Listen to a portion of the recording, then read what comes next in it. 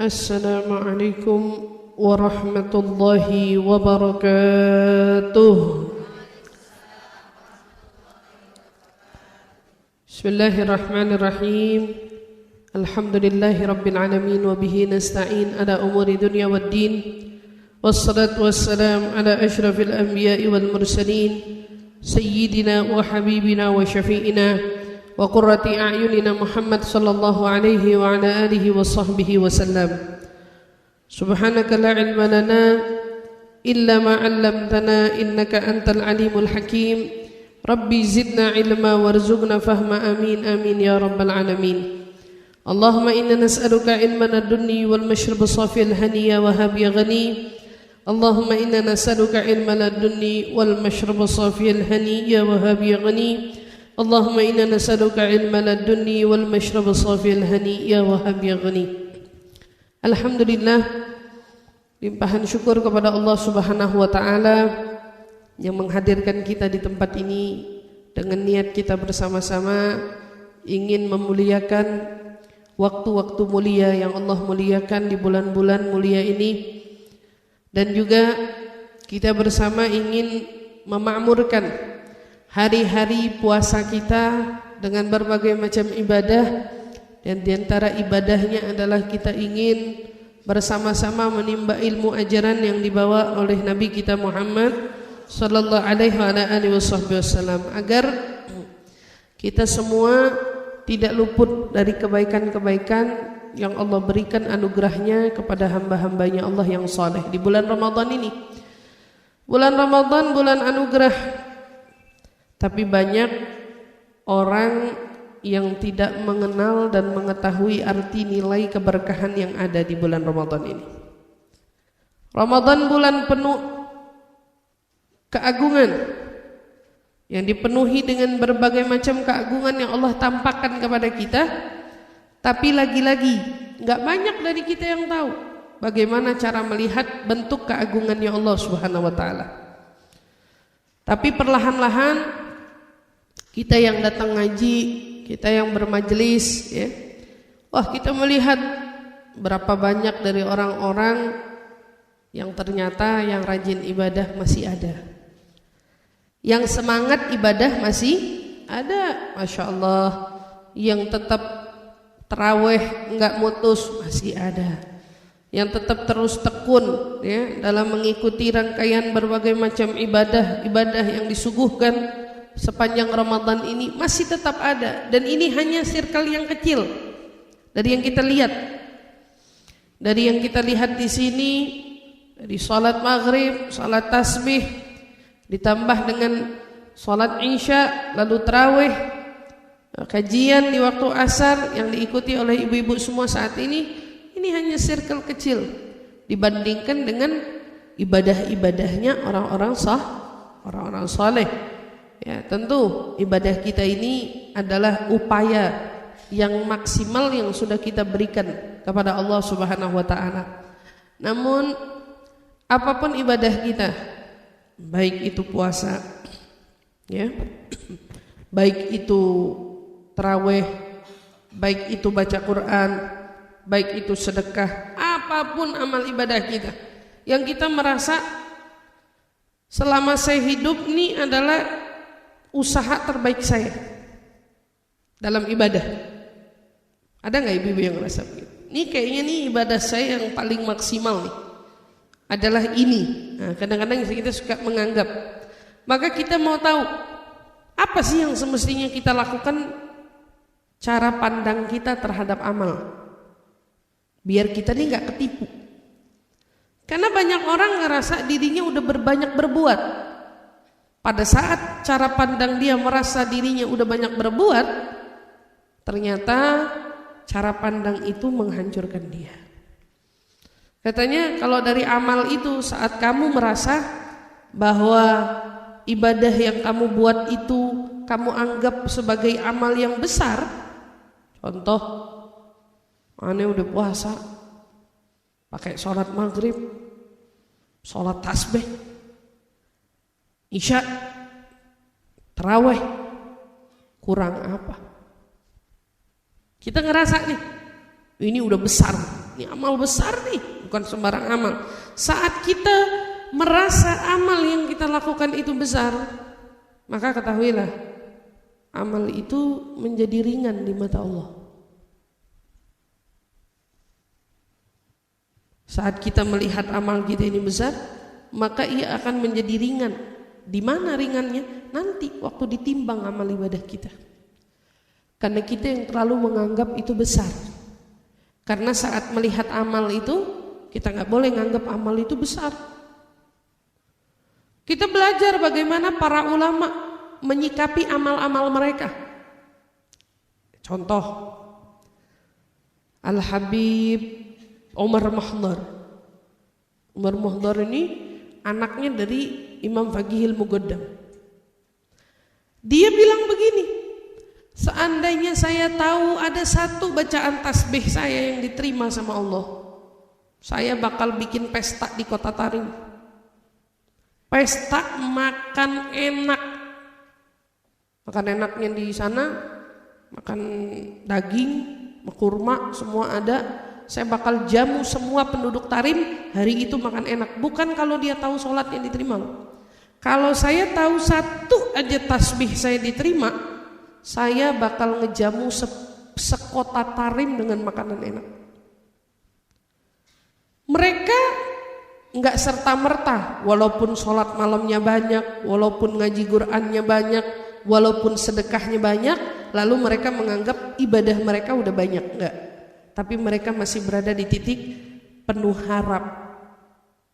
Dan mereka menganggap apa yang mereka lakukan itu belum cukup banyak.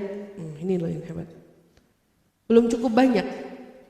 Jadi dalam amal kita nggak boleh ngerasa kalau kita tuh banyak. Nggak boleh kalau kita ngerasa udah besar ini yang saya lakukan.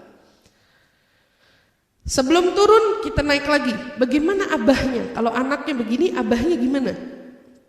Seorang Imam Faqihil Muqaddam yang begitu cukup memiliki julukan Imam Al-Faqih. Udah imam, faqih lagi. Pakarnya ilmu fikih, ya. Menjadi rujukannya satu kota Tarim itu apa kata Imam Faqih? Imam Faqih ngapain itu yang dilakuin sama orang Tarim. Sama salaf kita sekarang-sekarang ini. Apa yang dilakukan Imam Faqih itu yang dilakukan. Gimana tuh kalau abahnya? Ini belum turun nih. Saya ngajak naik dulu, naik. Kalau anak yang begitu, saya ambil tengahnya Imam Muhdar. Abahnya gimana Imam Faqih? Imam Faqihil Muqaddam punya anak. Anaknya itu dikenal dengan punya mata batin. Padahal abahnya punya mata batin. Loh, kalau anaknya punya mata batin, sekelas Imam Faqih punya anak Imam Muhdar, Abu Bakar Sakron. Ini abah bukan sembarangan orang. Tapi dia tahu ada satu anaknya yang punya mata batin lebih tajam. Siapa tuh? Imam Alwil Ghayur. Itu punya pandangan dalam. Kalau ngelihat orang di jidatnya ada tulisan. Tulisannya apa? Sa'id Amsyagi. Ini orang sukses akhirat, di akhiratnya bakal masuk surga, apa orang yang bakal masuk neraka. Itu ada tulisannya di jidatnya. Itu Imam Alwil Ghayur punya, bisa ngelihat. Abahnya sekelas Imam Faqihil Muqaddam yang begitu. Punya istri namanya Zainab, punya julukan Ummul Fuqara, ibunya fakir miskin. Nanti kalau sedekah nggak tanggung-tanggung, sehari nggak kurang dari 1000 potong roti keluar dari rumahnya. Setiap hari masak pakai ngadon tangannya sendiri. Ente bayangin, ngadon pakai tangannya sendiri, nggak tanggung-tanggung. Tapi merasa dirinya bukan siapa-siapa. Imam Faqih panggil anaknya, Imam Ali, duduk sini nak. Abah mau nanya, yang kamu lihat di jidat abah ini orang mana? Orang surga atau orang neraka? Lihat, mereka ngelihat amal mereka tuh nggak besar. Mereka ngelihat amal mereka tuh nggak ada apa-apanya. Kata anaknya waktu abahnya nanya, "Ba, amma anta, kalau kamu as'adus su'ada, kalau ente manusia yang paling beruntung yang pernah beruntung." Tapi masih nanya sama anaknya, saking takut. Ternyata dia tercatat menjadi orang syagi, orang yang gak beruntung, orang yang ternyata masuk ke dalam neraka. Itu imam faqih. Nyikapin amalnya begitu. Kita tarik lagi, naik. Dari imam faqih, ayo kita naik ke sahabat Nabi deh. Langsung deh ke sahabat Nabi. Sayyidina Abu Bakar Siddiq. Kasih sedekah sama Nabi berupa apa? Ngasih sedekah sama Nabi tanah mah bilangannya udah gak kehitung. Kebun kurma lagi sedang matang-matangnya. Kalau dibilang nih panen, tinggal panen, kalau panen tuh bisa nyabet berapa keuntungan. Dengan sukarela dihadiahkan kepada Nabi, wadah gak perhitungan. Gak perhitungan. Itu siapa? Abu Bakar Siddiq. Sekelas Abu Bakar Siddiq ada lagi? Oh ada. Nabi punya sahabat Abu Talha. Tadinya punya kebun. Kebunnya indah, bagus, terkenal. Wah, di dalam kebunnya ada airnya. Air minumnya luar biasa. Orang kalau minum air sungai air sumurnya di situ, dahaganya tuh benar-benar nikmat. Dulu air langka. Tapi begitu turun ayat, lan tanalul birra hatta tunfiqu mimma tuhibbun. Kamu gak dianggap sebagai orang yang berbuat kebaikan sampai kamu bisa menginfakkan sesuatu yang kamu sukai dan kamu cintai. Katanya Abu Talha bilang, gak ada yang paling saya cintai kecuali kebun saya ini. Kebun saya yang paling cakep ini, kebun saya yang paling indah ini, kebun saya yang paling enak ini. Aduh, kebayang kalau kita jadi dia gimana tuh? Ya kita bakal jaga dong ya, kita sedekah juga, tapi dia punya pikiran lain. Kan tadi ayatnya lantanal birra hatta tunfiqu mimma tuhibbun. Kamu gak bakalan dapat bentuk kebaktian sampai kamu bisa menginfakkan apa yang kamu cintai. Maka yang paling aku cintai adalah kebun ini. Ya Rasul, mulai saat ini kebun ini aku hadiahkan kepadamu, terserah kamu apain aja. Ente mau jual, ente mau pakai buat ente sendiri, ente mau apain, terserah. Pokoknya aneh udah gak ada urusannya sama kebun. Ini kebun udah punya kamu, wahai Rasul. Ya Allah. Dan apakah mereka yang sudah melakukan itu semua dari perjuangan-perjuangan yang mereka berikan, apakah mereka merasa sesuatu? Tidak. Mereka gak merasa pemberian itu sesuatu.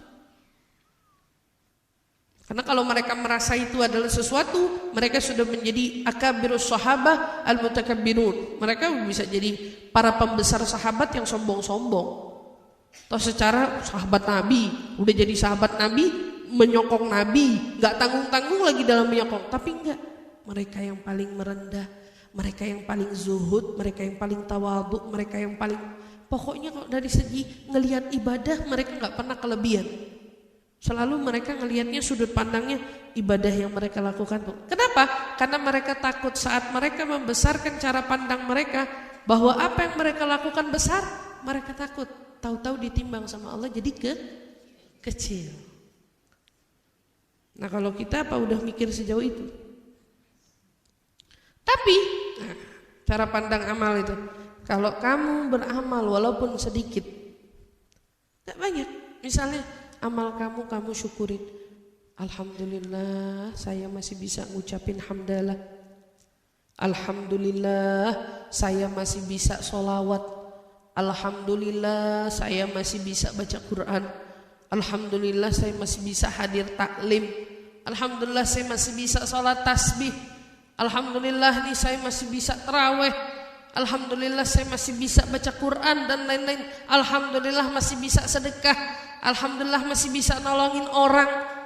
Saat kamu merasa yang kamu lakukan adalah bagian anugerah Allah, itu dari anugerah Allah, bukan dari kebisaan kamu, tapi itu daripada anugerah Allah. Maka sekecil apapun perbuatan baikmu itu nanti akan besar nilainya di timbangan Allah. Kenapa? Karena kamu gak ngerasa itu karena kamu, tapi itu karena Allah. Kamu ngaji, datang ke tempat ini bukan karena kamu. Emang kitanya aja yang rajin, bukan. Tapi kamu masih merasa saya bisa sampai ke sini adalah anugerah Allah yang nyampein saya ke sini. Saya masih baca Quran sampai saat ini adalah bentuk anugerah Allah kepada saya yang masih mau buat saya membaca firman-Nya. Saya masih bisa berbuat kebaikan, sholat berjamaah, sholat tasbih, sholat tarawih dan lain-lain dari ibadah lainnya. Itu adalah bentuk anugerah Allah kepada kita. Saat kita mendatangkan amal kita adalah bagian dari anugerah Allah, kamu akan dapati amal itu akan besar di mata Allah, di timbangannya Allah di akhirat nanti. Jadi cara mandang amal tuh kayak gitu. Jangan pernah kita nganggap amal itu besar karena yang kita lakukan besar. Gak ada. Apa yang kita lakukan? Gak ada. Kalau kata Habib Ali Habsyi bilang, apa yang kamu mau banggain? Ilmumu, kehebatanmu, kebisaanmu. Siapa kamu kalau bukan Allah yang kasih kamu ilmu? Siapa kamu kalau bukan Allah yang kasih kamu rezekimu untuk kamu mampu memberi kepada orang lain? Siapa kamu kalau bukan Allah yang memberimu tagah, yang memberimu kekuatan sampai kamu bisa berbuat sesuatu perbuatan? Semuanya karena Allah. Lalu apa yang ingin kau sombongkan atas dirimu?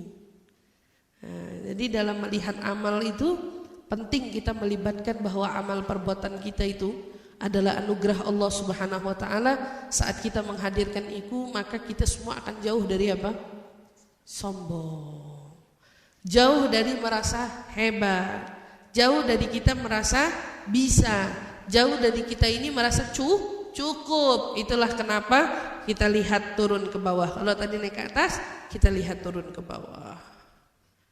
Turun ke bawah. Ini saya gak ngomongin Nabi. Kita kalau ngomongin Nabi panjang lagi ya. Turun ke bawah. Dari Habib Umar Al-Mahdar, kita lihat bagaimana doanya Habib Abdullah bin Husain bin Tahir. Ya Rabbi ma ma'na amal wa kasbuna kullu zalal, lakin lana fika amal tuhyil idhamah ramah. Ya Rabb, kami gak punya amal. Semua yang kami lakukan ini bisa jadi zalal, gak ada artinya, gak ada untungnya, gak ada gunanya. Lakin lana fika amal, tapi kami ini masih punya harapan. Karena berharap kepadamu itu satu-satunya tempat yang memang sepatutnya kita berharap. Kalau berharap manusia kita kecewa, berharap sama orang kita nangis, berharap bantuan orang apalagi. Betul apa tidak? Tapi saat kita berharap pada pertolongan Allah, pada balasan Allah, pada pemberian Allah, itu memang sepatutnya kita berharap kepada Allah. Lakin lana fika amal tuhyil idhamar ramah. Yang mana harapan kami inilah yang selama ini membangkitkan tulang belulang kami untuk terus ibadah kepadamu ya Allah. Engkau tidak akan menyia-nyiakan ibadah seorang hamba. Orang yang rajin sama orang yang bermalas-malasan masa sama? Allah kan gak begitu, karena Allah maha adil. Allah maha adil. Makanya ada orang ateis ibadah yang gak percaya sama Tuhan, dia bilang Tuhan tuh gak adil. Ngapain percaya sama Tuhan? Kata Tuhan tuh gak adil. Kenapa Tuhan tuh menciptakan ada manusia baik dan manusia buruk? Kenapa gak semuanya dibikin baik? Kalau semua Allah ciptakan manusia semuanya baik, untuk apa ada ibadah? Kenapa perlu Allah ciptain neraka? Langsung aja dari awal semua orang baik yang ada kemudian surga. Ya udah, kenapa nggak begitu kata orang ateis? Kenapa Allah nggak ciptain aja sekalian, nggak ada neraka, adanya cuman surga? Tahu-tahu di saat semua orang yang diciptain sama Allah terkesan baik, di antara orang baik ada yang baik banget, ada yang baik doang kan? Iya kan? Terus tiba-tiba karena surganya satu, orangnya semua baik, tahu-tahu yang baik banget sama yang baik doang masuk surganya sama. Adil gak? Gimana? Berarti Allah gak adil dong. Kan semua pukul rata. Kenapa harus ada orang baik, orang buruk? Bener, ya udah kalau gitu orang baik aja. Tapi orang baik, contoh, satu sekolah sekolahnya sekolah paling populer. Sekolah mana nih paling populer? Kalau di sini sekolah mana? Negeri paling populer.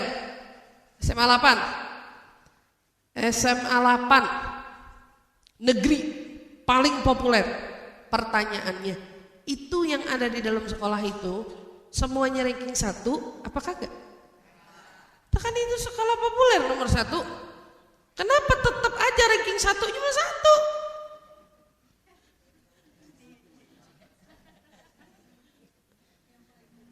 Kalau gitu nggak bisa. Kenapa sekolah itu nggak bikin rata aja semua ranking 1? Adil nggak tuh sekolah? Mah? Orang tolol sama orang bodoh sama orang pinter jadi 1 misalnya. Orang yang kurang ngerti sama yang nggak ngerti jadi 1. Orang yang rajin yang nggak tidur begadang sama yang gampang, kan kita semua ranking 1 jadi 1. Enak banget. Ini sekolah menurut kalian kalau begini ini benar apa tidak? Enggak. Justru makin populer dia, makin predikat dia makin tinggi, makin sulit orang menggapai dia. Betul apa tidak? Makin mati-matian orang mencapai dia. Nah begitu juga kan patutnya surga. Kalau itu fair dong kalau kayak gitu. Saat Allah menciptakan ada orang baik, ada orang buruk. Pertanyaannya kenapa Allah menciptakan ada orang baik, orang buruk? Lalu kenapa juga Allah ciptakan surga dan neraka? Jawabannya sederhana. Karena Allah ingin disembah dengan tulus. Allah ingin kamu sembah dia dengan tulus. Ini akan kita bahas berkenaan dengan perkara menyembah Allah Subhanahu wa taala dengan sebaik-baiknya persembahan. Insyaallah di dalam kelanjutan daripada kata kitab At-Tibyan, insyaallah kita akan lebih memperdalami lagi makna daripada kata tulus dalam menyembah Allah Subhanahu wa taala. Namun sebelumnya sama-sama kita awali kajian kita dengan doa ta'lim. Bismillahirrahmanirrahim. Nawaitu ta'allum wa ta'lim wa naf'a wal intifa' wal mudzakarah wa tadhkir wal ifada wal istifada wal hitha 'ala tamassuk bi kitabillah wa sunnati Rasulillah sallallahu alaihi wasallam والدعاء إلى الهدى والدلالة على الخير ابتغاء مرضاته وقربه وثوابه وحسن الخاتمة مع اللطف والعافية والصلاح العاقبة برحمتك يا أرحم الراحمين آمين آمين يا رب العالمين. بسم الله الرحمن الرحيم. الباب الرابع في آداب معلم القرآن ومتعلمه. هذا الباب مع البابين بعده هو مجزود الكتاب وهو طويل منتشر جدا، فإني أشير إلى مقاصده مقتصرة في فصول يسهل حفظه وضبطه إن شاء الله تعالى. Kita masuk bab keempat. Bab keempat daripada kitab At-Tibyan, yaitu bab dalam menjelaskan adabnya pengajar Al-Quran dan adab yang belajar Al-Quran. Ini tentang yang mengajar dan juga tentang yang belajar. Bagaimana nih adabnya mereka? Pada bab ini dan juga nanti bab-bab setelahnya, kata Imam Nawawi bilang, ini merupakan tujuan utamanya saya ngarang kitab ini. Jadi kita harus tahu Imam Nawawi tujuannya ngarang kitab At-Tibyan biar yang mengajar Quran tahu adab dan yang belajar Al-Quran juga tahu adab. Jadi karena kalau gurunya tahu adab, muridnya tahu adab, nyambung. Karena selama ini banyaknya seringkali guru tahu adab, murid gak ngerti-ngerti adab. Atau juga kita jumpai di beberapa kasus tidak umum tapi ada. Kita bicara umumnya tidak gitu. Tapi ada murid beradab, guru tidak tahu adab. Ada. Ya, tapi itu bukan umum. Karena yang umumnya biasanya guru setengah mati ngajarin murid adab. Ya, gurunya udah paham, gurunya udah ngerti, muridnya yang nggak paham. Tapi di dalam bab ini tujuan utama. Tujuan utama saya, kata Imam Nawawi, ngarang kitab ini. Tapi saya akan menyampaikan masing-masing dari tujuan ini, pembahasan ini secara singkat aja kata beliau. Nanti di dalam banyak fasal setelah-setelahnya. Harapannya untuk apa? Biar kamu itu gampang ngafalnya, mudah juga untuk belajarnya, insya Allah ta'ala. Jadi beliau ingin merincikan secara detail sama kita. Kenapa beliau mau kasih detail? Biar kita tuh betul-betul paham adab itu apa, tujuan dari kita pentingnya beradab itu kenapa juga gitu. Sebagai pengajar kenapa perlu beradab, dan sebagai pelajar juga kenapa perlu beradab gitu. Kenapa kita perlu menjaga ini semua. Nah, tapi insya Allah perlahan-lahan kita akan bahas, dan perlahan-lahan juga kita akan paham dengan kehendak Allah Subhanahu Wa Taala. Insya Allah, amin ya rabbal alamin. Taib. Yang pertama, ikhlasun niyyah. Imam Nawawi bilang ikhlasun niyyah. Pentingnya kita itu meluruskan niat. Betul-betul menjadikan tujuan kita ini satu. Apa? Awwalu ma yanbaghi lil mugri wal gari an yaqsuda bidzalika ridallahi ta'ala. Qala Allah Ta'ala wa ma umiru illa liya'budullaha mukhlishina lahud-din hunafa'a wa yuqimus salata wa yutuz zakata wa dzalika dinul qayyimah ayil millah al-mustaqimah. Maka hendaknya bagi pengajar atau pelajar, pengajar dan pelajar, agar mereka semua ini dalam melakukan kegiatannya, ya ini mengajar atau belajar, mereka harus menjadikan tujuannya mereka semata-mata menggapai ridha Allah. Yang ngajar harus lurus niatnya, gak ada tujuan dia ngajar kecuali untuk mencari ridha Allah. Yang belajar begitu juga, tidak ada tujuan dia belajar segala hal dari ilmu Allah dan Rasulnya kecuali juga untuk mencapai ridha Allah. Makanya saya ingetin sama orang tua, hati-hati dalam mendoktrin anak dari usia kecil. Mendoktrin apa? Kamu enak jadi ustazah, kamu enak jadi ulama. Kan nanti enak kalau jadi ulama, kamu banyak yang hormatin, kamu banyak yang cintain, kamu banyak kamu banyak yang sayangin. Enak, dapat duitnya, enak begininya. Kadang-kadang orang tua melihat dari sisi aspek dasar, umum. Mereka nggak tahu tanggung jawab di balik itu. Orang tua dulu mereka bercita-cita anaknya jadi ulama, tapi bukan atas alasan tadi. Alasannya mereka karena mereka mengharapkan anaknya menjadi anak yang beruntung di dunia dan akhirat. Dia mau anaknya selamat. Karena golongan kategori pengajar dan pelajar yang sungguh-sungguh inilah yang masuk kategori selamat. Maka kalau Habib Umar dulu cerita, orang tua kalau lagi nyusuin zaman dulu, kelas levelnya Habib-Habib yang jadi-jadi deh, yang foto-foto yang kita lihat ada semua di sini. Uminya kalau lagi nyusuin mereka dulu, sambil nyusuin itu mereka bilang, ya Allah jadiin anak saya ulama, jadiin anak saya ahli taqwa, jadiin anak saya ahli shalah, jadiin anak saya ahlul ilm, sambil nyusuin.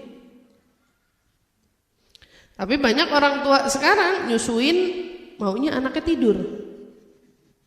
Nah, yang lebih mirisnya lagi, sambil dia niatin anaknya tidur, ibunya sambil main handphone, nggak connect tuh. Akhirnya betul, anaknya tidur, kata Habib Umar. Ini bukan saya ngomong, ini statementnya Habib Umar. Betul, anaknya tidur, tapi yang ikut tidur hatinya. Dan pada akhirnya bukan cuma tidur matanya dan hatinya, tidur pula ikatan batin antara dia dan ibunya.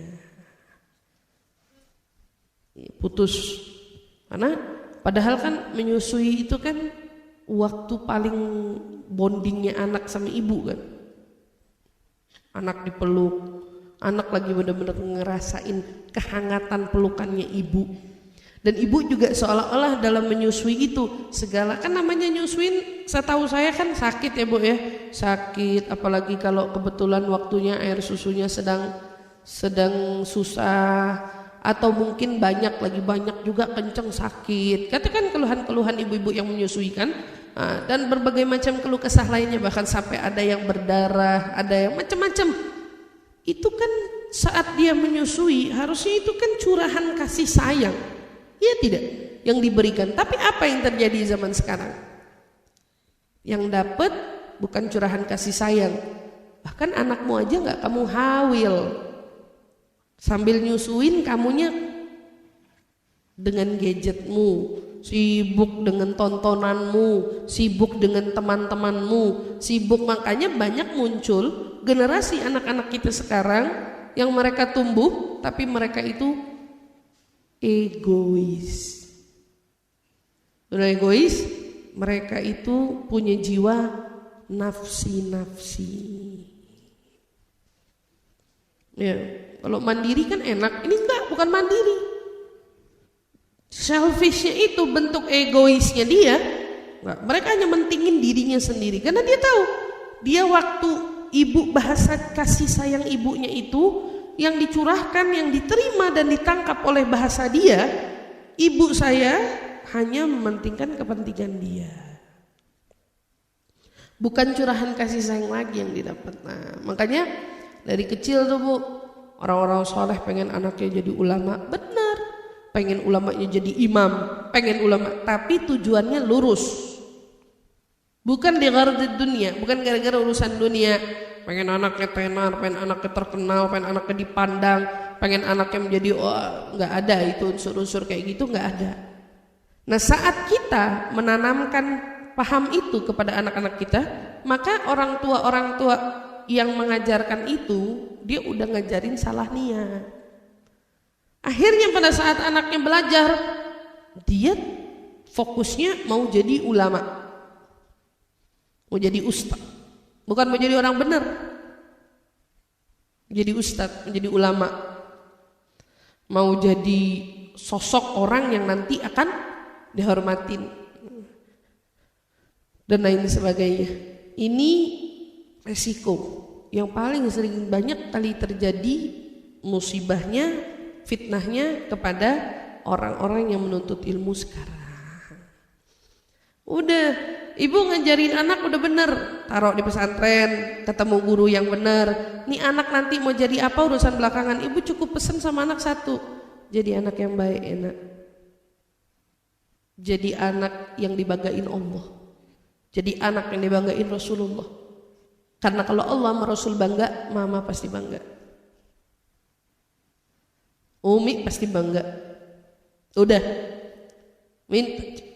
dorong anak untuk menjadi anak soleh-solehah, anak lempeng, anak lurus yang selalu mencari ridha Allah, ridha Rasul. Maka tanpa ibu sadarin, ibu udah ngajarin dia sesuatu, lurus niat dalam menjadi hamba Allah, dalam menjadi hamba Allah. Gak usah ngomongin yang lain. Enak ente kalau jadi ustazah,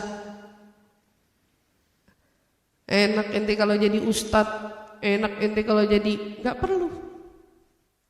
Maka dia udah salah niat dari awal. Hakikatnya baik pengajar maupun belajar, termasuk kita semua sebagai hambanya Allah. Kenapa tadi kita bilang, kenapa Allah ciptain manusia ini dengan adanya orang baik, adanya orang buruk, dan berbagai, kenapa Allah ciptain untuk menjadi orang baik punya tantangan, untuk menjadi ahlul maksiat diberikan kerenggangan, kemudahan, ada surga, ada neraka. Simple jawabannya, Allah ingin kita menjadi hamba yang mengabdi kepadanya dengan tulus. Wa ma umiru illa liya'budullaha mukhlishina lahuddina hunafa. Mereka tidak disuruh kecuali supaya menyembah Allah dengan tulus, mukhlisin, memurnikan ketaatan kepadanya dalam menjalankan agama yang lurus. Allah gak mau yang lain. Nah, untuk menjadi orang yang lurus, murni, tulus, itu perlu diuji. Itu perlu diuji. Orang gak mungkin dianggap tulus kalau gak ada action yang menunjukkan dia tulus. Apa bisa orang itu tulus hanya dengan ucapan, ana cinta mente tulus? Apa bisa dipercaya? Lalu tulus itu kolaborasi antara rasa cinta dengan perbuatan. Bukan cuma ucapan. Kalau kita baca surat doa iftitah, Allahu akbar kabira walhamdulillahi katsira wa subhanallahi bukrata wa asila, inni wajjahtu wajhiya lilladzi fatara samawati wal ard hanifan musliman wa ma ana minal musyrikin, inna salati wa nusuki wa mahyaya wa mamati lillahi rabbil alamin la syarika lahu wa bidzalika umirtu wa ana minal muslimin. Apa dengan ucapan itu aja sudah selesai kita dianggap orang tulus? Enggak. Mana actionnya? Mana kamu yang ngomong wajjahtu wajhiya lilladzi fatara samawati wal ard? Katanya kamu menghadapkan seluruh anggota tubuhmu, jiwa ragamu kepada yang mengatur langit dan bumi ini. Mana buktinya? Apa ucapan aja cukup? Enggak. Kayak orang nulis surat, contoh ke saya, Ustazah ana cinta sama Ustazah. Actionnya mana? Jadi orang bertindak doang tapi nggak pakai cinta juga nggak bisa kan? Ada orang bertindak tapi nggak ada tanda-tanda mahabbahnya, nggak ada tanda cinta. Banyak orang yang kayak gitu ada. Ala tanggung jawab sih nomor 1. Fal ibadah dalam mengabdi kepada Allah, ente gak cuma disuruh ngejalanin tanggung jawab. Ini hati yang terlibat. Ikhlas itu letaknya bukan di mulut tapi di hati. Kamu sholat bukan tentang sholatnya. Bagaimana sholatmu itu? Apakah benar-benar murni yang kamu lakukan hanya untuknya? Atau ada unsur yang lain? Kamu berbuat suatu kebaikan, wa ma umiru, ingat aja ayat ini, wa ma umiru illa liya'budullaha mukhlishina lahuddina hunafa. Kita enggak diperintah, enggak disuruh kecuali Allah mau kita nyembah Allah dengan benar-benar tulus, murni, taat hanya kepada Allah. Tujuannya menjalankan agama yang lurus. Agama ini benar. Biar mereka sholat, benar. Biar mereka ngeluarin zakat, benar. Karena sebetulnya inilah agama yang lurus. Sholat, zakat, puasa, haji, ini agama lurus. Jadi tujuannya pertama apa? Oh, tulus, murni, ikhlas. Tujuannya karena Allah. Dalam mengajar, belajar dan segala pekerjaan, perbuatan, amal ibadah kita, tanpa itu semua enggak jadi amal. Amal apa yang mau dibanggain kalau enggak disertain dengan ketulusan ini? Amal apa yang mau dibanggain kalau enggak ada kemurnian ini? Amal apa yang mau dibanggain kalau enggak ada keikhlasan ini? Maka kita perlu hati-hati. Banyak kadang-kadang dari kita ngerasa sudah beramal, tapi ternyata itu bukanlah amal di mata Allah Subhanahu wa taala. Wa fi sahihain an Rasulillah sallallahu alaihi wasallam, innamal a'malu binniyat wa innamal likulli imri'in ma nawa. Wa hadzal hadits min usulil Islam wa rawaina 'an Ibnu Abbas radhiyallahu anhu qala innama yu'ti ar-rajulu 'ala qadri niyyatihi wa an ghairihi innama yu'ti an-nasa 'ala qadri niyyatihim. Dan Nabi sallallahu alaihi wasallam di dalam sahihain, riwayat Sahih Bukhari dan Sahih Muslim, dan Rasul sallallahu alaihi wasallam beliau bersabda dalam hadisnya, innamal a'malu binniyat wa innamal likulli imri'in ma nawa. Hadzal hadis min usulil Islam. Kata hadis ini adalah asal atau usul pokok sandaran yang dijadikan sebagai Islam, agama Islam. Apa? Sesungguhnya setiap amal perbuatan tergantung pada niat. Semua amal tergantung niat. Wa innamal likulli imri'in ma nawa. Dan seseorang akan diganjar sesuai dengan apa yang dia niatkan. Dia akan dibalas dengan apa yang dia niatkan. Kalau niatnya A, ya itu yang dia dapat. Kalau niatnya B, itu yang dia dapat. Ingat beberapa waktu lalu saya cerita tentang orang yang baca Quran di waktu malam, dibangunin sama penjaganya. Tapi pas tahu di akhirat begitu dia tanya, ya Rabb, ayat ini saya baca, saya ingat saya baca. Tapi kata Allah, pahalanya hilang karena kamu baca niatnya untuk ngasih tahu orang kalau kamu udah bangun. Berarti kita diganjar sesuai dengan yang kita niatkan. Apa yang kamu lakukan sesuai dengan niatmu itu yang kamu dapat. Hadzal usulul Islam. Ini hadis menjadi pokok asal usul mula ajaran Islam. Artinya dalam sholat tanpa niat la sholatalah, nggak ada sholat tanpa niat. Puasa nggak ada niat la shomalah, nggak ada puasanya. Wah, begitu juga zakat. Zakat tidak ada niat, bukan zakat namanya. Dan masih banyak lagi dari amal ibadah kita lainnya. Jika itu tidak didasari dengan niat, haji, umrah, tanpa niat nggak ada dianggap sebagai umrah atau haji. Dan diriwayatkan dari Ibnu Abbas, innama yu'tir rajul ala qadri niyatihi. Sesungguhnya setiap orang akan diberi sesuai dengan apa yang dia niatkan. Sama. Innama yu'tir rajul, atau dalam hadis yang lain innama yu'tin nas. Diambil dari keumuman. Sesungguhnya manusia akan diberikan kepada mereka ganjaran sesuai dengan apa yang mereka niatkan. Mereka niatnya apa? Saat mereka berbuat, mereka ngelakuinnya untuk apa? Buat dipuji atau buat apa? Itu semua masing-masing.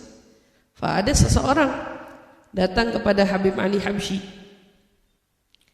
Dia bilang, Habib, saya mimpi. Ini orang ngadu. Saya mimpi, saya ngelihat ada hamparan tanah luas dengan berbagai macam tumbuhan yang ada di dalamnya, tanaman. Tapi di satu sisi saya lihat tanaman ini warnanya hijau banget. Tapi di sisi yang lain saya lihat warna ini lebih muda dari yang pekat ini, yang lebih hijau. Lalu ada lagi saya dapati warnanya lebih muda lagi. Ini warnanya nggak sama. Ini ada yang pekat, ini yang warnanya lebih muda, yang ini lebih muda lagi. Dan saya amati pohon ini tidak bisa numbuh ke atas. Ini dia nggak bisa numbuh. Kenapa itu Habib? Kenapa saya dikasih mimpi itu gitu? Singkat cerita, Habib Ali kemudian bilang, yang kamu lihat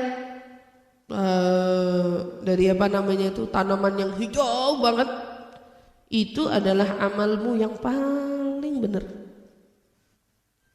Amal kamu yang paling benar. Begitu warnanya yang kamu lihat lebih pudar, berarti amalmu yang kualitas di bawah itu. Semakin kualitasnya turun, maka tumbuhan yang ada pun yang kamu lihat itu dari hasil amalmu, warnanya makin turun. Semua ala qadar a'malik, semua sesuai dengan kadar amal perbuatanmu. Semakin kamu tulus niatnya, semakin kamu diganjar. Semakin kamu sedikit kebenarannya, kesungguhannya dalam berbuat, maka semakin sedikit pula yang kamu dapat. Lalu apa penyebab yang bikin dia gak bisa naik? Yang bikin dia itu gak bisa? Terus kemudian apa yang kamu lihat itu, kata Habib Ali, adalah amalan atau perbuatan yang tidak diiringi dengan tertib. Ma huwa tertibu? Emang tertibnya amal itu apa? Susunan amal itu apa maksudnya? Amal itu harus sesuai dengan tertibnya itu bagaimana? La'alla, kata Habib Ali, bisa jadi kamu melakukan satu perbuatan kebaikan. Contoh, kamu sedekah, tapi kamu sedekahnya kepada yang baik, orang jauh. Sementara di sini ada orang dari terdekatmu, dari keluargamu yang membutuhkan, kamu gak kasih. Fa'anta maka kamu melakukan ibadah bighairi tertib. Kamu nggak tertib ibadahnya. Ente loncat. Nah, seringkali orang-orang yang melakukan ibadah seperti ini orang-orang yang nggak punya mursyid, nggak punya penuntun. Mereka kadang-kadang melakukan ibadah itu ala hawa. Mereka ngerjainnya pakai akal dan dorongan, terkadang hawa nafsu karena nggak dibimbing. Orang kan kalau belajar, walaupun mungkin misal dia ngelihat ini ahli keluarga saya nih, memang orang susah, ya. Mungkin dia nggak senang, mungkin dia juga ngerasa keluarganya itu bukan keluarga yang patut ditolong, karena keluarganya juga bukan keluarga yang welcome sama dia, baik gitu ya. Selama ini mungkin nyinyir dan lain sebagainya, tapi dia belajar. Dia diajarin bahwa ente mau sedekah, ente mau nolongin orang, ente mau ngasih orang, ente gak boleh lupain keluarga. Kasih, beri, mobil khusus kalau itu yang membutuhkan orang tuamu sendiri. Keluargamu agarib, itu dahulukan. Kata Habib Ali, banyak dari ibadah-ibadah orang yang gak didasari dengan tertib. Selain daripada itu, tidak adanya kesungguhan dalam beramal, yaitu kesungguhan dalam tanda kurungnya kesungguhan niat. Gak benar-benar dalam ibadah ini tujuannya karena Allah. Maka itu yang bikin apa yang kamu lihat dalam mimpimu, tanaman-tanaman yang gak bisa numbuh ke atas, gak bisa naik amalnya, gak bisa tinggi, dia setak di situ. Sebabnya karena ada susunan dari tata tertibnya amal yang gak kamu lakuin. Dan ternyata huwa sahih kalau kita sinkronkan dengan apa yang disabdakan oleh Nabi kita Muhammad sallallahu alaihi wasallam, katanya jika anak cucu Adam sholat, maka sholat itu jika dia kerjakan dengan benar, dengan baik, sholat ini akan keluar dalam bentuk rupa cahaya. Yang cahaya itu akan terus naik dari langit 1 pada langit sampai menembus langit 7. Begitu sampai kepada Allah, diterima sama Allah amal orang tersebut, tapi berupa cahaya. Tapi adapun sholat yang dikerjakan bukan lillah, atau sholat yang dikerjakan hanya karena kewajiban, atau boleh jadi sholat yang dikerjakan jelas-jelas niatnya menyimpang, perbuatannya tujuannya untuk gharad lainnya, tujuannya biar dipuji, harga diri, nanti apa kata orang kalau setelah saya kagak sholat, orang nanti lihat saya, nanti orang nilai saya dan sebagainya. Maka sholat itu akan keluar berupa awan hitam, asap hitam, gumpalan asap hitam lewat langit 1, langit 2, langit 3. Tapi begitu sampai kepada Allah Subhanahu wa taala, amal man fulan, ini amalnya siapa? Amal fulan ibnu fulan, dijawab sama malaikat, ini amalnya fulan ibnu fulan. Kata Allah, lemparin lagi amalnya kepada pelakunya. Sesungguhnya dia berbuat bukan untukku, tapi dia berbuat karena alasan ingin dipuji, ingin dianggap, ingin dihormati, ingin dan lain-lain sebagainya, dengan tujuan-tujuan dia yang salah tadi. Lemparin lagi kepada pelakunya, kata Allah, dia bukan berbuat untukku. Gak diterima sama Allah. Turun lagi. Artinya amalnya orang yang gak baik gak bakal bisa naik, gak akan sampai kepada Allah Subhanahu wa ta'ala. Berarti pentingnya kita ngelurusin niat dalam berbuat apa aja. Sholat, ya puasa sekarang yang kita lagi jalanin, ya, baik itu perbuatan sunnah ataupun itu perbuatan wajib, sedekah, bantuin orang, nolongin orang. Kita rasain aja, saat kita nolongin orang kalau tujuannya lillah, gak akan ada embel-embel ingin dibalas, iya enggak? Tapi kalau kita ngelakuinnya tujuannya karena urusan lainnya, maka kita paling tidak butuh, udah ditolongin minimal makasih kek,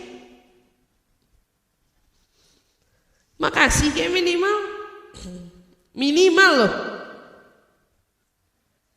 Minimal makasih.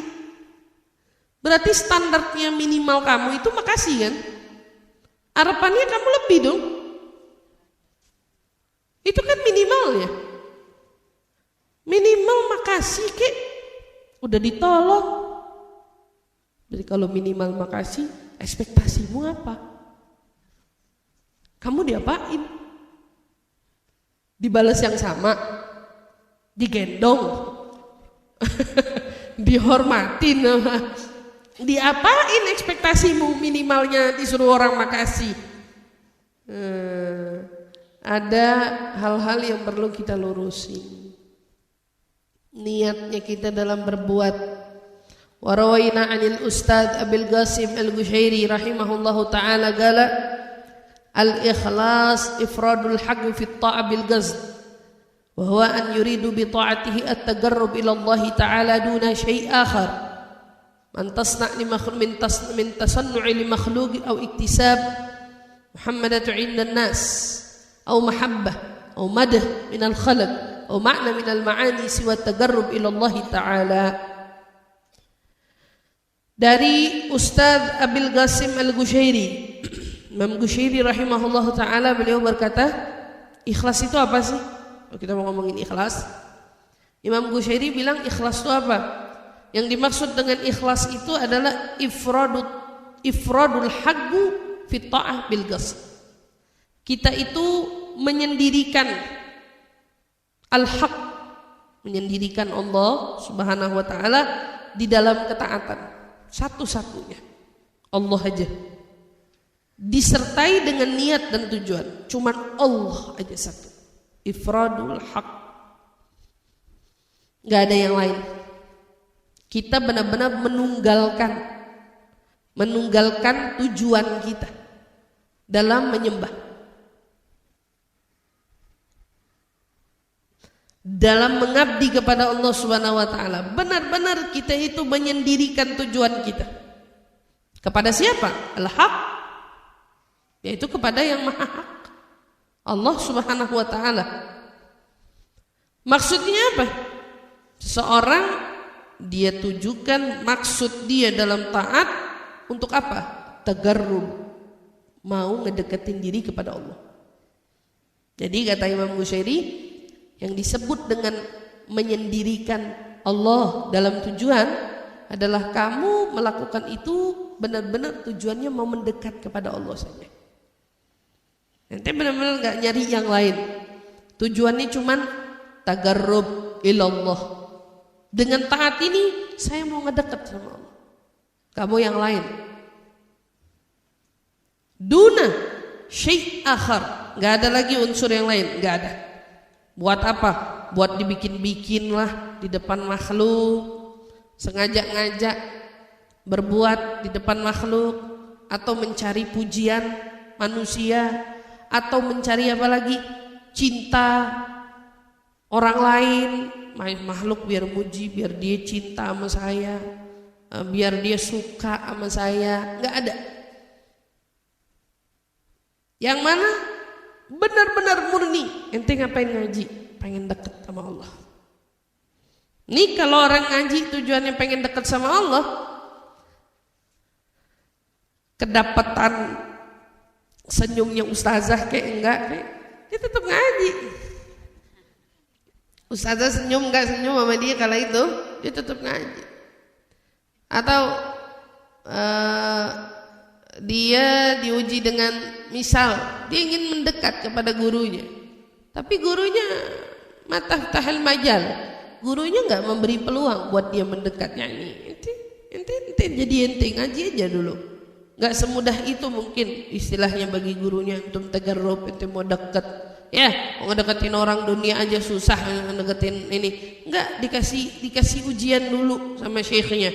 Nggak segampang itu kali mau deket sama guru gitu ya, diberi ujian. Lakin tahammal, dia kuat, dia lewatin fase itu, dia nggak peduli. Hari itu gurunya mau tegur nggak tegur, hari itu orang mau itu dari guru, mau itu dari orang sekitar mau tegur nggak tegur, orang mau nyapa nggak nyapa, mau diajak nggak diajak, dia tetap jadi dirinya dia. Nah, kalau udah ketemu titik itu, berarti kamu memang niat nih ngajinya, tulus, betul-betul memang benar-benar mau ngedeket sama Allah, bukan gharad akhar, gak ada tujuan yang lain. Karena banyak orang yang saat dia diuji ngaji, datang niatnya mau belajar, gurunya gak sesuai ekspektasi dia. Bayangan dia, wah gurunya enak nih kayaknya. Atau begitu dia datang, gak enak. Mungkin gak enak pas lagi momennya ceramahnya lagi nyentil dia, atau mungkin posisinya kebetulan moodnya dia lagi gak oke, atau mungkin dia ngerasa dia senyum gak dibalas senyum, ya, dan lain sebagainya. Saat itu terjadi, dia mental. Saya udah pernah ngaji di situ, gak asik. Nih, kalau gak asik, ada nggak yang begitu? Hah? Bukan ente, orang lain maksudnya. Gak asik katanya ngomong.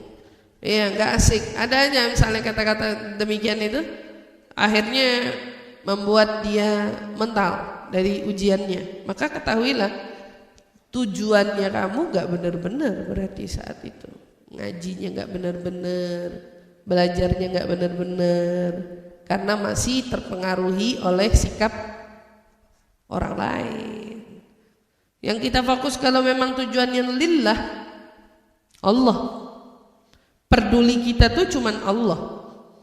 Karena kita bukan mau ngedeket sama makhluk. Makhluk mau suka gak suka tuh urusan keberapa itu, ya. Jangan sampai bodoh amat juga, karena kadang-kadang kalau bodoh amat nanti kita jadi kayak orang hidupnya di mana, hidup sendiri di dunia ini, nggak ada orang. Datang duduk kayak robot, bodoh amat. Ya, ada part-partnya kapan kamu bodoh amat. Kan ada ilmunya tuh, kalau hadir Selasa udah saya kasih tahu kapan kita bodoh amat. Kalau yang lainnya jangan. Nah, tapi kalau dalam mengabdi kepada Allah, nggak ada tujuannya, cuman Allah. Nggak ada tujuan yang lain selain daripada mendekatkan diri kepada Allah. Gala wa yusihu an yugal. Al-ikhlas tasfiyatul fi'l an mulahadhatil makhluqin. Juga bisa dikatakan, apa kata Imam Qushairi, bahwa yang dimaksud ikhlas itu adalah kita membersihkan perbuatan kita dari hal-hal yang bergantung kepada makhluk. Tasfiyah. Jadi perbuatan ini bukan karena kita diawasi oleh orang. Nah, ada orang misalnya khidmah, dimintain tolong ya jadi panitia. Oh siap. Di mana? Tolong jagain ini pintu biar orang nggak masuk. Siap. Yang misen sahibul bait itu di dalam kan? Sahibul baitnya nggak lihat, dia yang lagi jaga pintu. Kita masuk ya, maafin ibu nggak boleh ya, soalnya ini udah amanat sahibul bait ya. Begitu teman yang datang, weh apa kabar, masuk dong.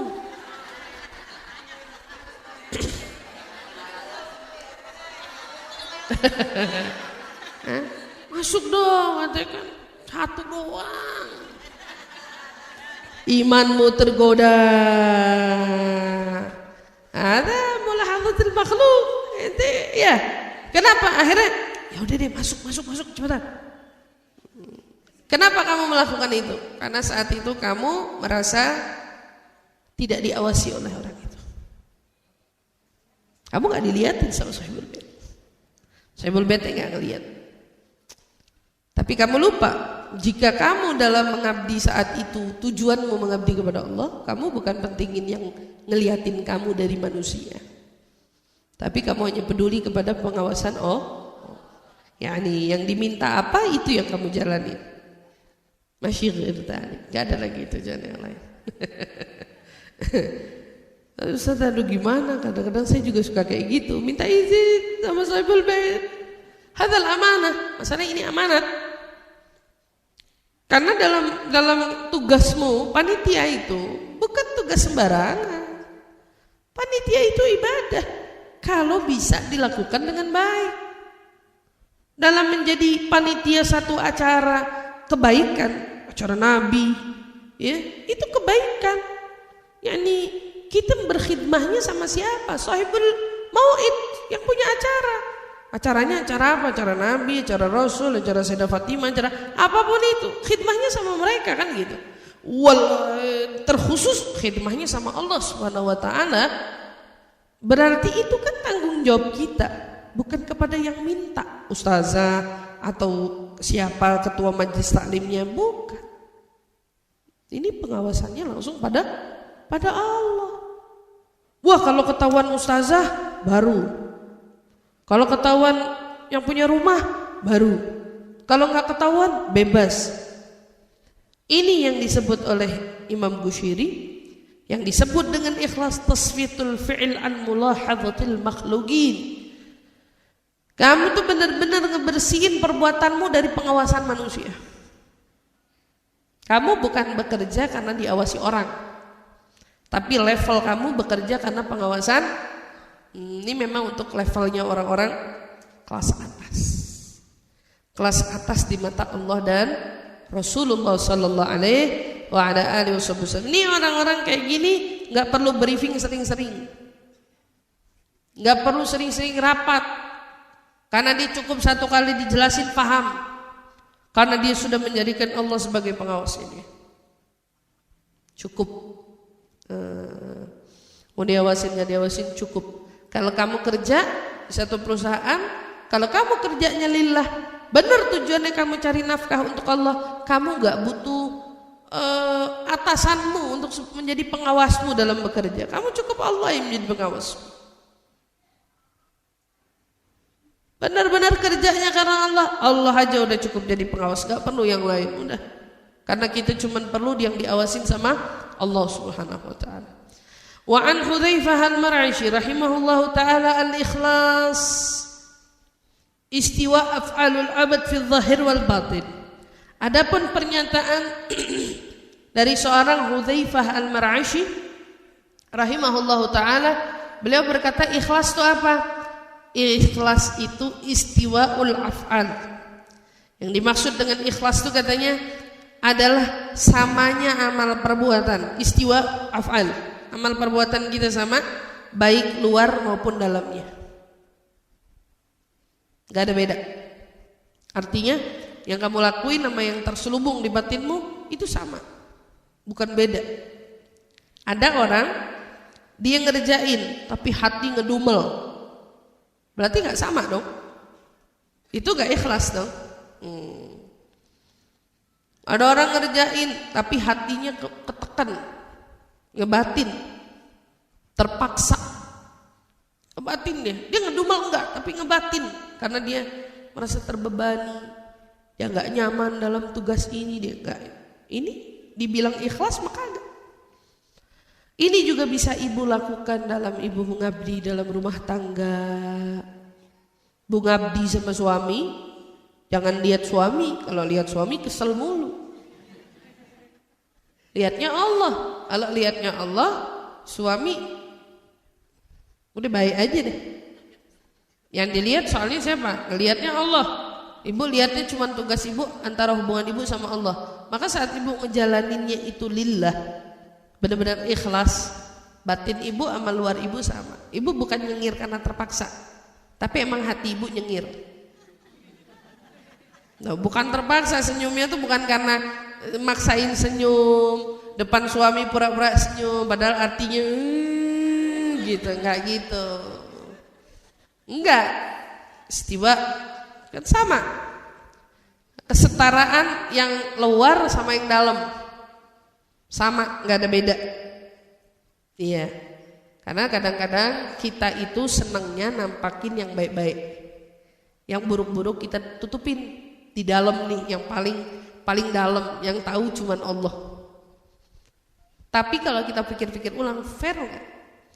Ibadah yang kita anggap lillah, yang kamu tunjukin untuk orang itu bagus, tapi yang kamu simpan di dalam hatimu itu buruk yang paling Allah tahu. Bagaimana bisa kamu anggap itu untuk Allah sementara yang kamu simpan di hati buruk? Yang dilihat Allah dalam hati, bukan luar. Maka memang kesetaraan luar sama dalam ini harus inline. Maka kamu jalanin hidupnya enjoy. Tapi kalau nggak inline, kalau nggak sejalan, nih nggak selaras, ya udah. Kita bakal liatin orang senyumnya bohong, kata-katanya bohong, semua sikap-sikap yang dia lakukan ternyata bohong. Kenapa? Karena nggak selaras hati dengan perbuatannya. Ini yang paling ditakutin sama ulama sebetulnya, bahayanya dari orang nggak ikhlas. Kelihatan yang baik-baik aja dari dia, tapi ternyata begitu satu kali kebocoran hatinya, nampak, kelihatan. Dan kalau dipikir-pikir, kenapa kita dianggap gak adil? Karena kita ini selalu menjadikan yang buruk-buruk tersimpan di hati, seolah hati ini menjadi sampahnya kita. Kita kalau nyimpen apa-apa yang jelek-jelek, yang buruk-buruk, sumpah serapah kesel sama orang aja ngomongnya di hati doang. Sialan, kurang ajar. Emang orang itu gak denger, yang orang itu denger apa kabar? Iya kan? Apa kabar? Gitu. Ngomongnya kalau sama ini baik-baik aja. Apa kabar? Baik, ini itu. Tapi begitu di dalam kurang ajar. Sialan, kesel. Ini sampah kita nih, hati ini sampah. Kita lemparin terus sampah-sampah kita di dalam sini. Padahal kita tahu betul bahwa yang di dalam sini itu adalah tempat Allah melihat kita. Allah gak lihat ucapanmu, Allah gak lihat kata-katamu, Allah juga gak lihat sejauh mana perbuatanmu dari apa yang sudah kau lakukan. Tapi Allah melihat.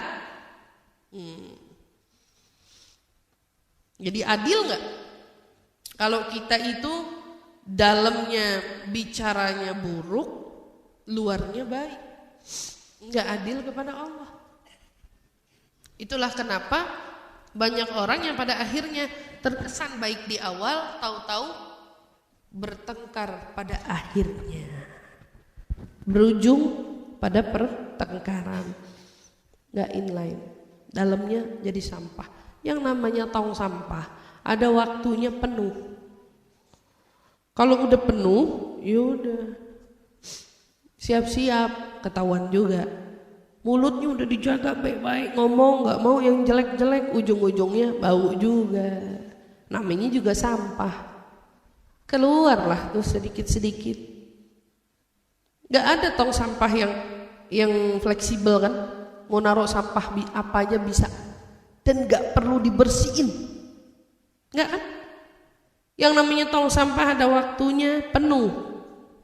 Makanya kadang-kadang kenapa kamu suka ngerasa kenapa kok hati saya penuh banget kayaknya.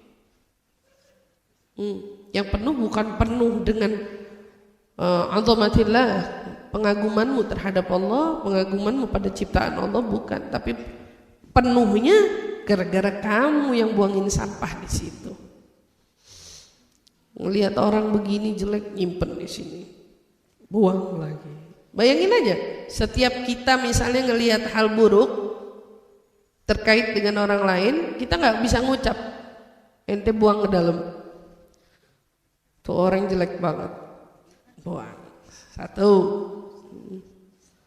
Tuh orang kenapa begitu ya? Dua. Begitu dudukan ngobrol sama orangnya, ini orang lagi cerita-cerita, ini orang kenapa aneh banget. Tiga.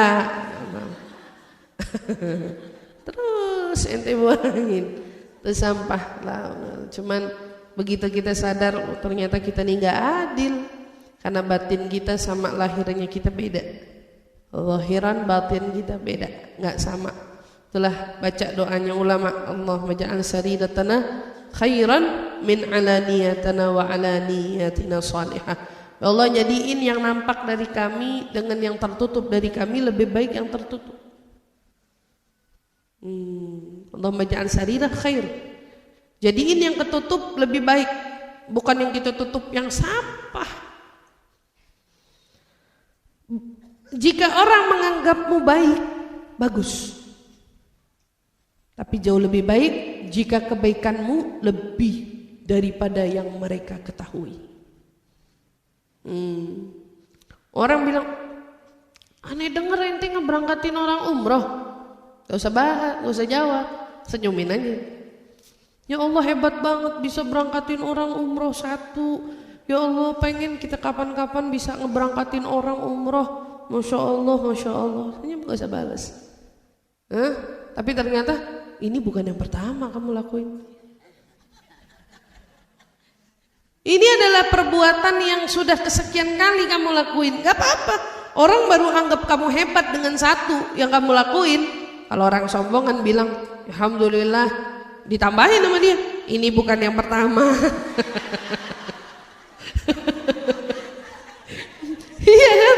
Kalau orang sombong, alhamdulillah ini bukan yang pertama. Kata dia, iya, mau ngasih tahu, mau mention ke orang itu kalau ini bukan yang pertama dia lakuin. Tapi subhanallah, subhanallahnya itulah hebatnya orang-orang ikhlas. Yang dia sembunyiin jauh lebih baik dari yang dia tunjukin.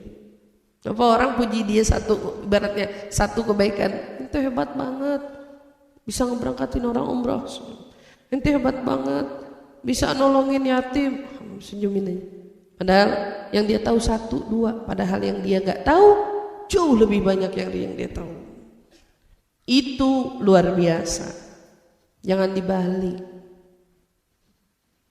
Ya, kayak doanya orang soleh, Allahumma ja'al sariratana khairan min alaniyatana. Ya Allah, jadiin nih yang ketutup di sini jauh lebih baik dari yang kelihatan di sini, di luar. Waja'al alaniyatuna salihah. Dan jadiin apa yang nampak dari diri saya ini semuanya udah baik-baik aja. Kalau yang nampak baik, yang dalam harus lebih baik. Ini tujuan kita. Dan ini maksud kita dalam belajar. Ini tujuan kita dalam menuntut ilmu maupun mengajar. Adalah apa?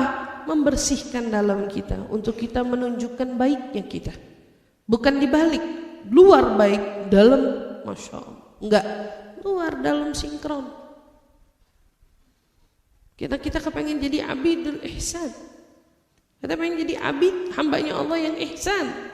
Dalam beribadah tulus mengabdi kepada Allah. Gak ada tujuannya selain daripada Allah. Ibadallah ka'annaka tarah. Fa in lam takun tarah fa innahu yarah. Kamu ibadah seolah-olah kamu selalu melihat Allah di mana tempat. Kalau kamu gak bisa ngehadirin Allah dalam jelmaan wujud dalam pandanganmu, cukup kamu hadirkan dalam dirimu Allah yang maha memantau, Allah yang maha melihat, Allah yang maha tahu. Dan di sini kita belajar Allah melihat yang pertama adalah hati. Wujud pertama yang Allah lihat dari kita adalah hati. Wa 'an Dhannun rahimahullahu ta'ala qala thalatha min 'alamat al-ikhlas istiwa' al-madh wa adh-dhamm min al-'amah wa nisyan ru'yatul 'amal fil a'mal wa iqtida' thawabul a'mal fil akhirah. Adapun pernyataan Dhannun al-Masri rahimahullahu ta'ala, seorang Dhannun al-Masri rahimahullah ta'ala berkata, thalath min alamatul ikhlas. Kata Dhannun, ada 3 tanda ikhlas. Kalau kata Dhannun, ada 3 tanda-tanda ikhlas. Apa itu yang pertama? Istiwa al-madah wal-dham minal ammah. Ya Allah, nih usaha apa nih katanya Dhannun? Yang pertama, sama bagi kita pujian dan cacian. Dipuji, dicaci dari semua orang bagi kita sama. Ada orang puji, ada orang mencaci, senyumnya sama. Bukan kalau dipuji senyumnya sumringah, kalau dicaci senyumnya sengit, bukan. Tapi sama. Ya ente dipuji, ya ente dicaci sama. Orang saleh Kalau dia tahu ada orang yang seneng nih ngatain dia, seneng ngomongin dia, ya, terus datang nih tukang ghibah kan, tukang ngomongin dia kan, tukang celak dia kan, tukang ngatain dia kan, dia bilang apa? Ahlan wa sahlan wa marhaban kepada orang yang paling nguntungin saya di akhirat. Gimana tuh caranya kita nganggap orang yang ngatain kita, benci kita, jelekin kita, orang yang paling nguntungin kita di akhirat? Iya dong, secara logikanya kalau kita amatin hadisnya Nabi yang bilang setiap orang ghibah itu kan ngelemparin pahala kepada yang diomongin kan. Artinya banyak loh keuntungan yang kita dapat dari para orang-orang yang ngomongin kita. Harusnya jangan kesel loh kalau diomongin. Iya dong, kalau kita ketemu orang tuh kan kemarin ngomongin kamu, yang mana? Pengen ane cium jidatnya. Gimana coba? Hah? Ada yang ngomongin ane? Siapa yang ngomongin ane? Pengen ane cium jidatnya deh. Orang bilang kita ngaco, kita gila. Katanya enggak, padahal kita yang normal. Karena kita itu bahagia untuk sesuatu yang kita tahu di akhirat keuntungannya buat kita itu dia. Dari sikap dia itu kita dapat keuntungan. Selamat datang bagi yang membawa bekalku di akhirat nanti. Dia sendiri yang bakal teng-teng itu pahala dia. Nih buat ente yang udah ngerasain kita, yang udah ngomongin kita, yang udah ngatain kita, yang udah fitnah kita, yang udah caci kita, yang udah semua orang-orang saleh dari cucu Nabi, dari anak Nabi, dari nabinya sendiri kan nggak lepas dari omongan orang, apalagi kita kan. Cucu Nabi Al-Imam Ali Zainal Abidin diomongin orang, begitu diomongin orang malah dikasih duit. Yang ngatain dia dikasih duit, yang ngomongin dia dikasih duit, yang fitnah dia dikasih duit. Kita mau kasih apa kalau ada orang gitu? Ibu-ibu mau kasih apa? Minimal kasih doa. Bukan doa keburukan, minimal kasih doa kebaikan. Kalau kita minta doa sama Allah, jangan cuma doa buat yang nyenengin kita doang. Ya Allah, ampunin dosa saya, dosa kedua orang tua saya, dosa guru-guru saya, dosa orang-orang yang baik kepada saya, gitu kan? Dosa orang-orang yang menolong saya, dosa orang-orang yang mengingat saya, dosanya orang-orang yang berbuat baik kepada saya. Tambah lagi, dosanya dan orang-orang yang berbuat jahat kepada saya. Ampunin ya Allah. Orang-orang yang ngomongin saya, yang fitnah saya, yang ngejelekin saya, yang menuduh saya maafin dia, tambahin, saya maafin dia. Minimal, ente gak usah keluarin duit buat dia. Tapi masa ngeluarin kata-kata berupa doa aja gak sudi, berarti kita pelit banget, bayangin. Iya gak? Iya, paling gak ucapan kata-kata baik lah. Kan juga gak di depan dia, malah pahalanya lebih gede loh. Nanti jangan ketemu dia, ente udah ada doain, hilang pahala kita hilang. Iya, nggak usah, mendingan dia nggak tahu. Tapi Allah tahu. Dia lemparin kamu tuduhan, dia ngelemparin kamu dari bentuk cacian, dia ngelemparin kamu secara zatiah, wujudnya yang tampak adalah keburukan, tapi sejatinya Allah mentransfer pahalanya kan ke kita. Keberuntungan buat kita. Ente jangan mau kalah sama dia.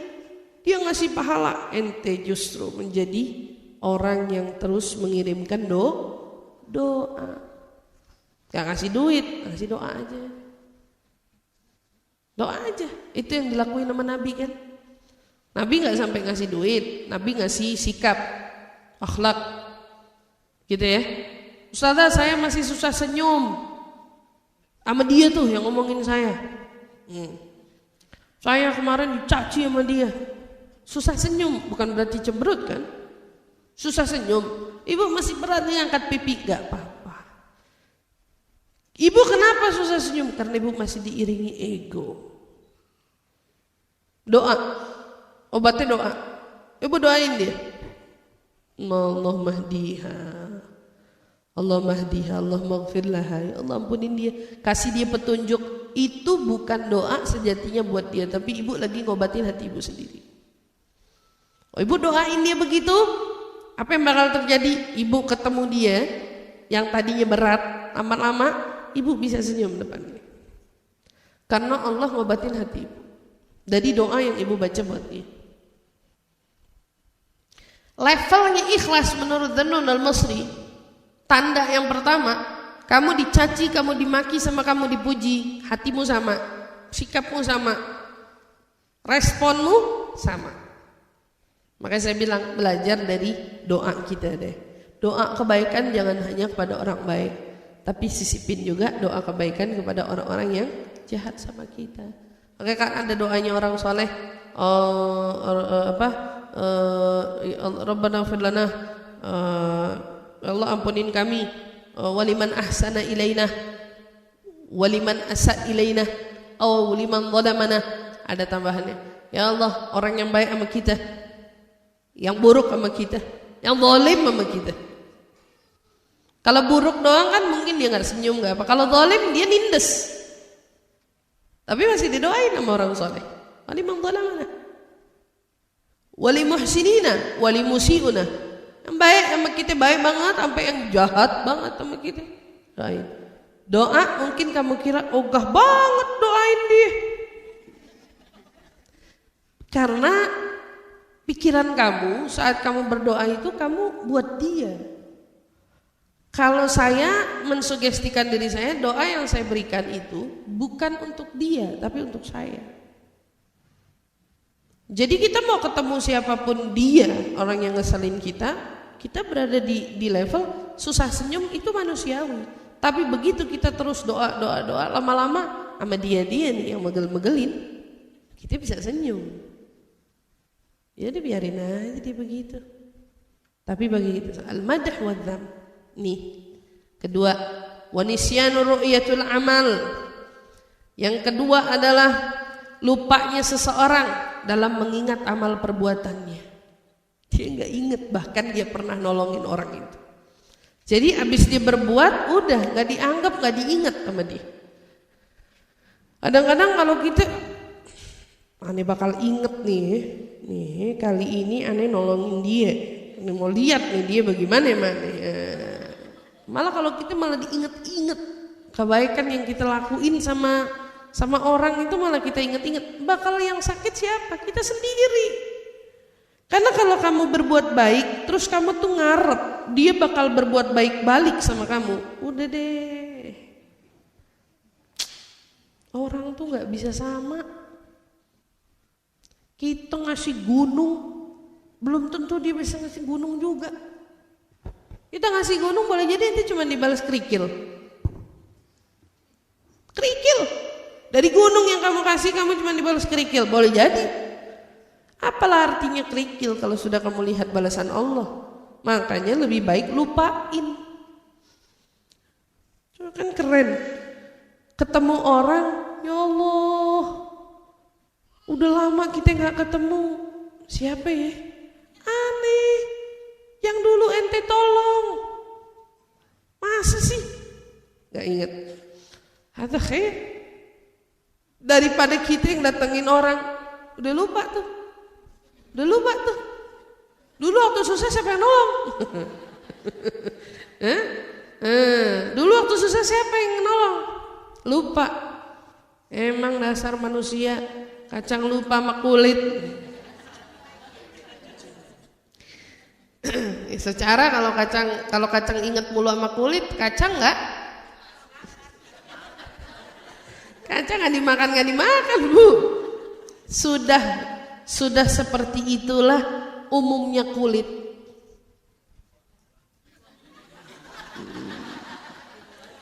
Maka saat kamu itu betul-betul ingin menjadi orang baik, ingin memberi, ingin menolong, kamu harus siap untuk dibuang. Kamu harus siap untuk diabaikan. Kamu harus siap untuk menjadi kulit yang memang dibuang ke tong sampah. Kamu harus siap. Karena memang gak ada orang yang nyimpen kulit. Itu tabiatul insan. Kalau ada orang makan kacang, kulitnya disimpenin, dijagain ya. Oh, itu waras. Itu waras. Tapi kan umumnya yang kita temuin yang gak waras semuanya. Semua orang kacang lupa kulit. Semua orang kacang lupa kulit. Yang waras yang kita cari, yang masih nyimpan kulit siapa? Gak ada kan? Maka saat kamu mau mengeluarkan kacang, siaplah kamu menjadi kulit. Kata Nabi SAW, orang tuh yang paling mulia, yang paling melayani kaumnya. Paling mulia, yang paling melayani kaumnya. Ya udah, yang penting saya melayani aja. Itu kan saya gak ngarepin balasan dari siapa-siapa juga. Makanya saat berbuat baik lupain. Bukan kamu ingat, kalau kamu ingat kamu sakit hati. Lupain. Aneh pernah berbuat baik, lupain kalau kamu pernah jadi kulit buat dia, yang nutupin dia sampai dia tumbuh, yang jagain dia sampai dia tumbuh jadi kacang, yang rawatin dia sampai dia tumbuh jadi kacang. Tanpa kamu dia nggak akan jadi kacang. Lupain, paling enak, maka kamu nggak sakit. Ini belajar paling dalam nasihatnya Dzannun al-Muslim. Kemudian wa nisyan ru'yatul amal wa iqtida'i thawabil a'mal fil akhirah. Apalagi harapannya, kata Dzannun al-Muslim, tanda yang ketiga adalah mengharapkan apa? Semua amalnya yang dia harapkan seseorang balasannya hanya kelak di akhirat. Iqtida' thawab al-a'mal fil akhirah. Dia enggak ngarepin apa-apa. Yang diharapin cuma balasan di akhirat. Emang dia nggak nungguin balasan di sini. Selalu yang dia lakukan karena dia ngalapin balasan di akhirat. Sayyidina Abu Bakar As-Siddiq waktu maksa Sayyidina Bilal ibn Rabah, waktu Rasulullah wafat, Sayyidina Bilal ibn Rabah kan pergi, kemudian kembali dari Habasyah, dari Ethiopia. Saat kembali diminta adzan, ya kan? Dimintain adzan. Maka Sayyidina Abu Bakar As-Siddiq bilang, adzin lana ya Bilal, adzan lagi wahai Bilal untuk kami. Didesak oleh Sayyidina Abu Bakar As-Siddiq, didesak, adzan lagi wahai Bilal. Bilal bin Rabah jawab apa? Waktu kamu merdekain saya, kamu tujuannya untuk apa? Kalau kamu merdekain saya, kala itu tujuannya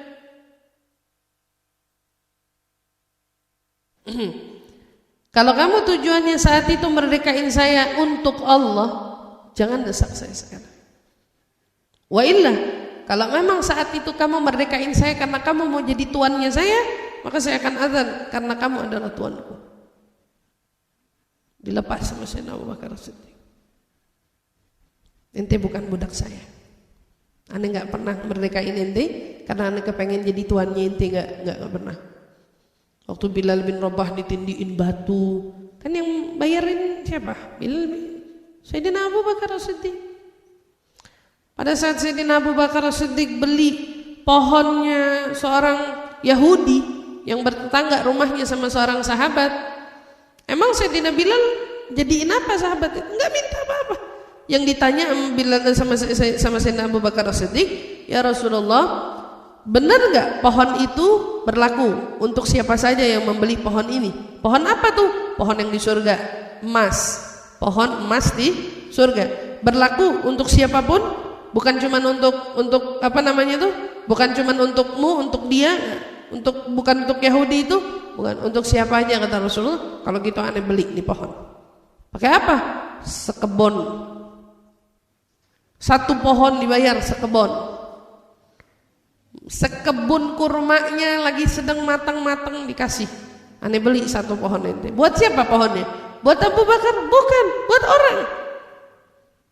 Karena Abu Bakar mau minta balasannya di sana. Enggak mau balasan di sini.